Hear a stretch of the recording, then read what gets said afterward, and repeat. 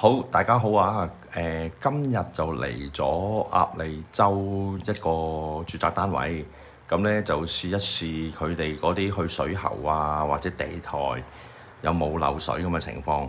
咁先前咧已經用咗其他顏色做咗企缸嘅去水喉，同埋面盤嘅去水喉。咁一陣間呢個片段嘅尾位咧就會 show 翻晒出嚟，邊個位置用咗啲咩顏色咁樣嘅。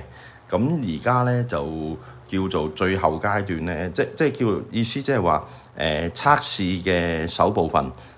我哋試咗去水喉，亦都啱啱開咗水，試咗個地台。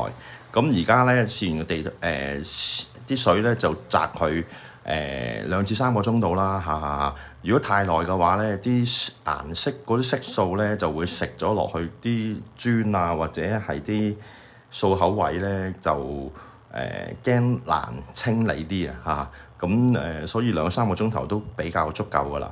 咁就咁而家就睇下下邊個單位個天花有冇呢2隻顏色嘅熒光水出現翻出嚟啦。如果有嘅話咧，就叫做真係試到，即係不幸之中嘅大幸，試到係呢個單位個地台真係流水，但係就可以揾得翻嗰個水源，咁啊變咗就局部咁做咯，就唔使話成個廁所打爛晒嚟做，咁梗係做到啦，咁解啫嚇。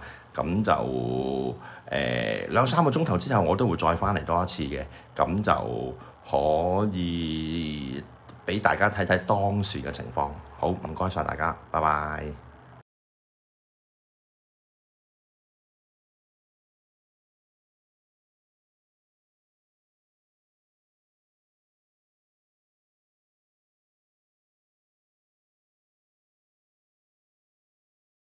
A few moments later.